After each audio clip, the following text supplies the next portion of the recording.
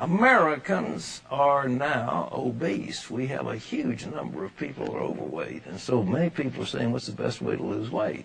Well, that's a question that many Americans are struggling to get the answer.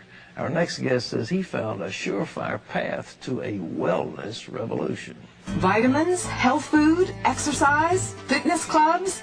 Despite this growing trend, only a small percentage of Americans really understand what it takes to stay healthy. In 1996, Paul Pilzer, a world-renowned economist, became interested in the field of health and made some significant discoveries of his own. He then wrote the book, The Wellness Revolution. 61% of our population is overweight. And worse than that, 27% is clinically obese. That's overweight at a point where you don't know where to turn. Through his scientific research, Paul found out what you need to know to move from sickness and obesity to vibrant well-being. Paul Zane Pilzer is joining us to share some of his secrets of staying fit. It's in his new book called The Wellness Revolution. And there he is looking like Yul Brynner on the cover, just ready to start in The King and I. Paul, it's good to have you with us. It's great to be here. You are trained as an economist, an economic advisor on a couple of presidential administrations. What got you into wellness, fitness? Well, the same reason I became an economist. Growing up as a child of immigrants in the 1950s in Brooklyn, everyone wanted to know about economic issues. Although my education geared me towards science, I ended up going to Wharton and becoming a professor of economics because my family, my father, his uncles, that's what they wanted information about. They wanted to know how to make a living. 25 years later, as a very successful economist, I realized I'm now in the wrong field. What people mostly need in the United States, the number one problem today, is health, as evidenced by the fact that 61% is overweight and 27% of our population, that's 77 million Americans, are clinically obese. That's shocking, isn't it? It's even more shocking to look at the trends. 20 years ago, the numbers were less than half that. So in the last 2 decades, while we're all talking about health, and it's all you see when you turn on the television or watch an ad, the population of obese and overweight people has more than doubled. That set me on a research quest to say, why is this happening? What did you discover? What I discovered was it was really an economic problem, not a scientific or biology problem. All right. In effect, we have a $1 trillion food industry in the United States. We pay farmers $40 million to produce food, but $940 billion, but $960 billion is paid to packaged food companies and fast food companies. The food companies in America today are primarily owned by the tobacco companies, and they make addictive processed foods. They study every one of their existing customers and say, how can I get them to consume more? The fast food restaurants know that if you're overweight, you consume 50% more at the cash register and only take up roughly the same amount of space. Wait a minute. If you're overweight, you consume 50% more by Absolutely, and you see it by portions of what people eat. So they study American consumers like rats in a laboratory. You have a favorite Christian singer, and all of a sudden you feel good about a certain addictive fast food. Guess who sang the commercial that's in the back of your mind when you go to buy it at the checkout counter? They study Americans like rats to increase consumption of their food products, and in doing so have more than doubled obesity and overweight in the United States. This is unbelievable, because we have a health problem that's crowding $1.5 trillion. It's run away, and obesity is one of the major causative factors: heart disease, high blood pressure, so on. Everything, and really most of our medical problems today that are non-pediatric or non-geriatric stem from being overweight and obese. So as I studied it, I realized that the answer was an economic problem had caused being overweight and obese. As I studied it, I saw America ready for a revolution, a wellness revolution, and that there was a new industry emerging called a wellness industry.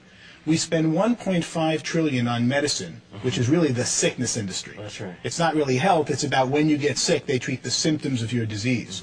We currently spend, and that's what amazed me the most, $200 billion on wellness, fitness clubs, healthy foods, vitamins and supplements. Most of that didn't exist. When I ran the numbers, I could see that the $200 billion wellness industry, which is primarily today upper-class baby boomers who are consuming them, first thing someone does when they make money is try to get healthy. Oh, yeah. And they get out of the diet and kind of medical care most of us get, and they start getting healthier. And that this $200 billion I projected would grow to a $1 trillion wellness industry by 2010. Well, look, are we finding ourselves, on the one hand, we're gorging on trans fatty acids and greasy hamburgers and greasy fries and carcinogenic products. On the other hand, we're out puffing away on treadmills and lifting weights. I mean, are the same people doing these things, or is it a totally different class of people? It is really different people. And so many people who do get on the treadmills are not getting the right information. The problem is that the food industry controls, in effect, our television. Look at most commercials today for television shows are food companies. Sure. And they try to get their consumers to eat more and more of their existing foods.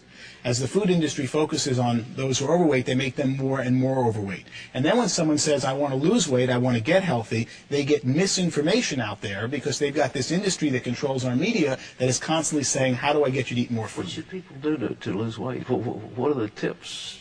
Well, I didn't write a book to come up with tips, but I came up with quite a few in doing my research. All right. The main one is really timing. From the time you're hungry, if you start eating food, your stomach doesn't tell your brain that you've now sated and had enough food until 15 minutes have passed.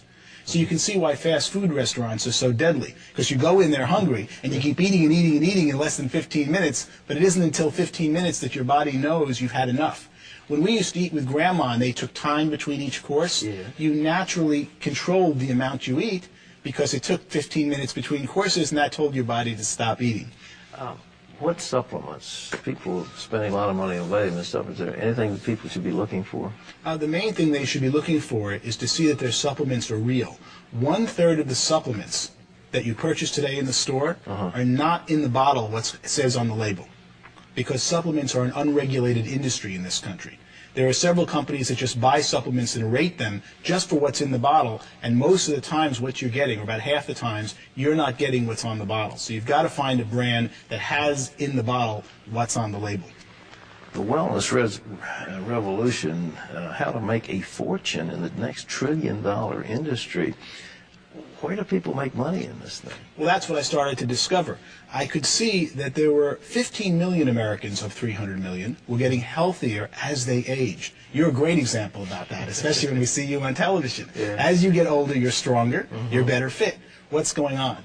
It's people who have time to focus on it are seeking out the right products and services to make them healthy. And that's when I could see an emerging $1 trillion wellness industry.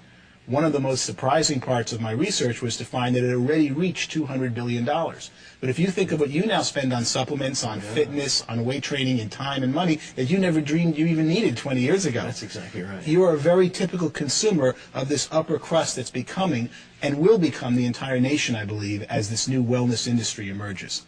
Well, boy, I hope you're right. But so, ladies and gentlemen, how you could A, be well, and B, make some money at the same time. This book, The Wellness Revolution, where you can get it? It's by Wiley Press. Is it available in bookstores? Should be in every bookstore around the country. Paul, Zane, Pilzer, thank you so much for being with us. Thank you very much. It's a real honor. All right. Terry?